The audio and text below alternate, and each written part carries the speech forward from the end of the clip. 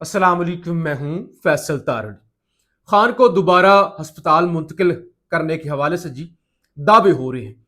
Supreme court से भी बड़ी खबरें आ रही हैं और ऐसे लग रहा है कि हुकूमत इस वक्त बंद गली के अंदर जा चुकी है। सुप्रीम कोर्ट का फैसला ना मानकर हुकूमत के लिए काफी मुश्किलात खड़ी होने जा रही है। दूसरी तरफ एस्टैब्लिशमेंट को भी टफ टाइम देने के लिए लोग सड़कों पर निकलना शुरू हो गए हैं। कुछ अहम तैनातियां भी हो रही हैं और भी दीगर बड़ी अहम खबरें हैं। इस हवाले से तफसील के साथ इस वीडियो के अंदर हम बात करेंगे। आपसे गुजारिश है इस चैनल को जरूर सब्सक्राइब करें और फीडबैक जरूर दिया करें। तैनातियों के हवाले से बात कर लेते हैं। एक तो कोई 3 महीने के लिए रावलपिंडी के अंदर फौज तैनात की गई ना। बज़ाहिर तासुर यही मिला कि ये फौज लॉन्ग मार्च और वो सारी सूरत हाल, फिर किसानों ने ऐलान कर दिया कि 25 सितंबर को वो आने जा रहे हैं मिलियन मार्च। 27 का सोहेल अफरीदी साहब की कॉल मौजूद है, आज भी वो हंगू में थे, वहां पे उन्होंने स्ट्रीट मूवमेंट की और भरपूर बड़े गुस्से के अंदर उन्होंने तकरीरें भी की। लेकिन अभी मुनीर फारूक टाइप और इस तरह के जो डाकिए हैं वो ये कह रहे हैं कि ये जो रावलपिंडी के अंदर तैनाती हुई है फौज की, ये मामूल का मैटर है, किसी सियासी हलचल को लेकर या सियासी एहतजाज को लेकर इसका कोई लेना देना नहीं है। दूसरे नंबर पे कुछ खबरें ये चल रही हैं कि डॉक्टर उस्मान अनवर, जो कि एक लंबे अरसे तक आईजी पंजाब रहे, फिर उनको डायरेक्टर जनरल एफआईए बना दिया गया ना, डीजी एफआईए। अब उनके हवाले से खबरें ये चल रही हैं कि उस्मान अनवर साहब को आईजी खैबर पख्तूनख्वा तैनात कर दिया गया है। मोहसिन नकवी साहब के करीबी साथी हैं, फ्रंटमैन जो भी कह लें, यानी वो ब्यूरोक्रेट्स जो इस वक्त एस्टैब्लिशमेंट के मोहसिन नकवी साहब की मुट्ठी के अंदर है और ट्रस्ट वर्दी हैं, उस्मान अनवर साहब उनमें से एक है। तो अगर इनकी तैनाती हुई है तो ये भी बड़ी अहम है। अच्छा, मैं खान की तरफ ही आ रहा हूं, सुप्रीम कोर्ट की बात करते हैं। लेकिन आज सिंध यूनाइटेड यानी मुतहिदा सिंध या जो भी कह लें, मार्च हुआ है सिंध के अंदर, हैदराबाद के अंदर। Action committee, Sindh action committee की जानब से यह मार्च किया गया और बहुत बड़ी तादाद के अंदर लोग आज हैदराबाद के अंदर सड़कों पर निकले हैं 28वीं तरमीम के खिलाफ, कि हम 28वीं तरमीम नहीं होने देंगे, हम जो है वो सूबों की तकसीम नहीं होने देंगे। अगरचे ये जो सिंध यूनाइटेड पार्टी है या ये तहरीक तहफ़्फ़ुज़ आने पाकिस्तान का हिस्सा है, दूसरी तरफ कुछ ऐसी भी इतला थी कि हो सकता है पीपल्स पार्टी अगर फ्रंट फुट पे ना भी सामने आई तो मुख्तलिफ जो कौम प्रस्त जमातें हैं वो एक्टिव हो जाएंगी और वो एहतजाज करना शुरू कर देंगी। ऐसा माहौल बना दिया जाएगा कि सिंध के अंदर सूबा बनाना काफी हद तक मुश्किल हो जाए। अब जरा कैदी नंबर 804 की बात कर लेते हैं, क्योंकि पीटीआई ने आज तौहीन अदालत की दरखास्त जो है वो दायर कर दी थी। दूसरी तरफ बार कौंसल्स की आज भरपूर तरीके से मुजम्मतें आई और जब पूरे पाकिस्तान से मुजम्मतें आना शुरू हो गई, पाकिस्तान बार, लाहौर बार, इसी तरह से हाई कोर्ट बार, तो फिर दौड़े लग गई। फिर आजम नजीर, तारड़ ग्रुप और बाकी एक्टिव हो गए। उन्होंने फिर प्रेस रिलीजें उल्टा जारी करना शुरू कर दी कि देखिए ये जो बार्स है ना, इनका कोई लेना देना नहीं है इमरान खान से, इमरान खान की सेहत से या सुप्रीम कोर्ट के फैसले की जो हुक्म अदूली हुई है। अंदाजा करें, क्योंकि सुप्रीम कोर्ट का हुक्म अगर नहीं माना गया तो बार कौंसिल का इससे कोई लेना देना नहीं है। जिन लोगों ने प्रेस रिलीजें जारी की हैं उनका वो इंडिविजुअल एक्ट है, कुछ वकला के ग्रुप ने, कुछ लोगों ने मिलकर वो की है, बाकी सबका इससे कोई लेना देना नहीं है। यानी उन्होंने ये तासुर दिया कि सुप्रीम कोर्ट के हुक्म को जूते की नोक पे भी रखा जाए तो हमें किसी तरह की कोई परवाह नहीं है। अच्छा, आज एक और काम हुआ।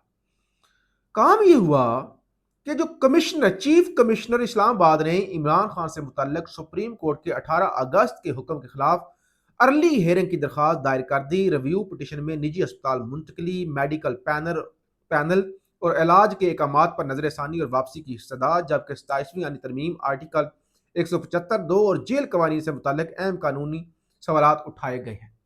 यानी एक तो रिव्यू पिटिशन दोबारा दायर की गई थी ना, पहले वापस ले ली गई थी, फिर दोबारा दायर की गई और अब उसको फौरी सुना जाए। अब फौरी क्यों सुना जाए? फौरी क्यों सुना जाए? क्योंकि अगले हफ्ते वो बेंच ही दस्तयाब नहीं है। वो जस्टिस शाहिद वहीद साहब हो गए या इश्तियाक इब्राहिम साहब हो गए या तीसरे कौन से नईम अफगान साहब, तो इनका दिल ये है कि जल्दी की दरखास्त डालते हैं या आफरीदी साहब उनके अलावा कोई और बेंच बना देंगे, कहेंगे कि वो तो छुट्टी पर हैं, बेंच दस्तयाब नहीं है, तो फिर उससे मर्जी की कहानियां सुना के वो वाला फैसला वापस करवा लेंगे। हालांकि फैसला गुजर चुका, फैसले पर अमल दरामद भी नहीं हुआ, लेकिन अब क्योंकि जल्दबाजियां हैं और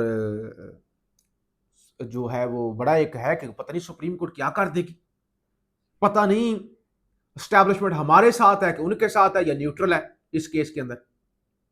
और कुछ लोग दावा भी कर रहे हैं, क्योंकि देखें अहमद मीर क्या कहते हैं, अहमद मीर ने बहुत बड़ा दावा किया है। वो कहते हैं इमरान खान साहब 15 सितंबर से पहले पहले अस्पताल में होंगे। और इससे पहले और लोग भी, नजम सेठी साहब भी ये दावा कर चुके हैं कि खान को अस्पताल लाना पड़ेगा। वो कहते हैं इमरान खान 15 सितंबर से पहले पहले हॉस्पिटल में होंगे, हुकूमत को 27 सितंबर के लॉन्ग मार्च से पहले उन्हें अस्पताल लाना पड़ेगा। अच्छा फिर और छोड़ दें, जो वारदात डाली गई है ना, वारदात ये है कि हुआ क्या। एक तो ये अता तारुड ने प्रेस कॉन्फ्रेंस की, जरा मैं ये भी आप, क्योंकि इतनी डेवलपमेंट्स होती है, मेरी कोशिश होती है जल्दी जल्दी आपके सामने रखता जाऊं। चंद वकला ने बार को भी सियासत की नजर करने की कोशिश की। अस्पताल के बाहर तहरीक इंसाफ के लोगों ने सिक्योरिटी रिस्क पैदा किया। इमरान खान का मुआयना उनकी बहन और उनके डॉक्टरों की मौजूदगी में हुआ। इब्तदाई मेडिकल रिपोर्ट के मुताबिक इमरान खान बिल्कुल ठीक है। अता तारुड ने प्रेस कॉन्फ्रेंस दी कर दी।